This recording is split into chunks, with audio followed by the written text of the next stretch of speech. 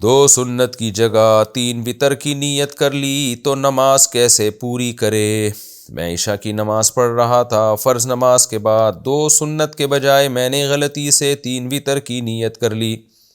دوسری رکعت میں مجھے یاد آیا کہ سنتیں پڑھنی تھیں، تو کیا میں اسے 2 سنت کے طور پہ پڑھ سکتا ہوں اور آخر میں سجدہ سہو کر لوں؟ یا اسے وتر کے طور پر ہی مکمل کرنا ہوگا؟ راشد صاحب انڈیا سے۔ دیکھیں، اگر آپ نے وتر کی نیت دل سے کی تھی، دل کا مطلب غلطی سے نہیں، یعنی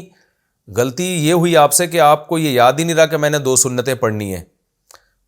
تو دل میں آپ کے یہی تھا کہ میں وتر پڑھ رہا ہوں، تو پھر تو آپ اس کو کمپلیٹ کریں، یہ وتر ہی ہو گئے۔ اس کے بعد پھر آپ کی مرضی، وہ پہلے والی 2 سنتیں پڑھیں نہ پڑھیں۔ لیکن اگر غلطی کا مطلب یہ کہ دل میں آپ کے یہی تھا کہ میں 2 سنت پڑھ رہا ہوں، زبان سے منہ سے آپ کے نکل گیا وتر پڑھ رہا ہوں، تو پھر یہ 2 سنتیں ہی ہیں، کیونکہ نیت دل کے ارادے کا نام ہے۔ تو نماز شروع کرنے سے پہلے جو دل میں تھا نا آپ کے، وہ دیکھا جائے گا وہ کیا تھا۔ وہ اگر وتر تھے آپ کے دل میں، تو پھر وتر ہی کے طور پہ اس نماز کو کمپلیٹ کریں اور وتر آپ کے ہو جائیں گے۔ اور اگر وتر دل میں نہیں تھے، آپ کے دل میں تھا 2 سنت پڑھ رہا ہوں، زبان سے وتر نکل گیا، تو پھر یہ 2 سنتیں ہی ہیں، تو 2 رکعت کے بعد سلام پھیر لیں، سجدہ سہو کی ضرورت نہیں ہے۔ یا رسول اللہ کہنے کا تفصیلی حکم، کیا یا رسول اللہ کہنا جائز ہے؟ اس بارے میں تفصیل سے بیان فرما دیں۔ راشد صاحب انڈیا سے۔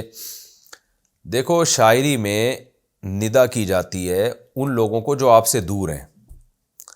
ان کو بھی پکارا جاتا ہے، تو یہ شعر و شاعری میں تو اس کی اجازت ہے کہ جیسے شاعر پکار کے کہتا ہے یا رسول اللہ میں آپ سے محبت کرتا ہوں، میں آپ کے شہر آنا چاہتا ہوں، یا رسول اللہ آپ قیامت کے دن حوض کوثر پہ مجھے پانی پلائیے گا، تو یہ شاعروں کا تخیل ہوتا ہے، اس پہ شرک کا حکم نہیں لگتا، الا یہ کہ وہ صاف لفظوں میں نبی سے مدد مانگنا شروع کر دے، تو وہ تو ظاہر ہے پھر شرکی ہے، شرکی الفاظ ہیں۔ نارملی یعنی شاعری کی دنیا میں ایسے القابات ہوتے ہیں، اور لوگ اپنے باپ دادا کو بھی یاد کر رہے ہوتے ہیں شاعری میں، حالانکہ ان کو یقین ہوتا ہے کہ میرا باپ نہ سن رہا ہے نہ دیکھ رہا ہے، لیکن جو مرحوم باپ ہیں یا آپ کے آباء و اجداد گزر چکے، ان کو بھی یاد سے خطاب کیا جا رہا ہوتا ہے، وطن کو خطاب کیا جا رہا ہوتا ہے۔ آپ نے سنے ہوں گے ملی نغمے جن میں کہا جا رہا ہوتا ہے کہ اے وطن ہم تیرے لیے جان بھی قربان کر دیں گے۔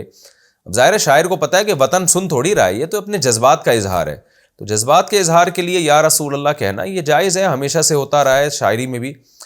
لیکن یہ کہ اس میں اگر کہنے والے کی نیت یہ ہے کہ اس کا یہ عقیدہ ہے کہ میں جب نبی کو پکار رہا ہوں تو جہاں سے بھی پکاروں گا نبی میری پکار سنتے ہیں، پھر اس پکار کا جواب دے کے میری حاجت روائی کرتے ہیں، تو یہ تو خالصتاً شرک ہے، اس کی تو کوئی تعویل ہو نہیں سکتی، کیونکہ اسباب سے ہٹ کے سننا اور مدد کرنا یہ صرف اللہ کا کام ہے، یہ اس میں آپ مخلوق کو اللہ کے ساتھ شریک نہیں کر سکتے۔ تو اس لیے شاعری میں پوچھا جائے گا شاعر سے کہ نیت کیا تھی، اگر نیت ٹھیک تھی تو اس پہ کوئی حکم نہیں لگے گا، اگر اس کی نیت غلط تھی، اس کا عقیدہ غلط تھا، تو پھر وہ بھی شرک ہے۔ اور نارمل حالت میں کوئی یا رسول اللہ کہہ کے دعائیں مانگ رہا ہے تو وہ بہرحال ناجائز ہے، کیونکہ نارمل اس میں شاعری سے ہٹ کے ایسے القابات یا ایسے تخیلات کی دنیا میں انسان جاتا نہیں ہے۔ جیسے ایک عام آدمی بیٹھا ہوا ہے، کوئی ویسے ہی بیٹھ کے وطن سے باتیں کرنا شروع کر دے کہ اے پاکستان سنا بھائی تیرا کیا حال ہے، تیرے اندر سے مہنگائی کب ختم ہو رہی ہے، اے کراچی بتا تیرے گٹر کے ڈھکن کب آ رہے ہیں، اور تجھ میں صفائی کم ہو رہی ہے، تو یا تو وہ پاگل ہے، یا یہ کہ اس کا عقیدہ خراب ہے کہ وہ سمجھ رہا ہے کہ یہ بے جان چیزیں بھی سنتی ہیں۔ تو اس طرح کوئی آدمی نارمل اس میں بیٹھا ہوا یا عام تقریر میں یا رسول اللہ کو خطاب کرنا شروع کر دے تو وہ بہرحال غلط ہے، اس کو اس عمل سے روکا جائے گا کہ آپ غلط کر رہے ہیں، شرک کو پروموٹ کر رہے ہیں۔ اور اگر اس کی نیت یہ ہے کہ نبی جہاں سے میں بات کروں گا سنتے ہیں، تو پھر تو ویسے ہی وہ شرک ہے، پھر تو اس میں کوئی تعویل کی گنجائش بنتی نہیں ہے۔ خلاصہ یہی نکلا کہ اس زمانے میں احتیاط اسی میں ہے کہ یہ یا رسول اللہ کا لفظ استعمال نہ کیا جائے شاعری سے ہٹ کر۔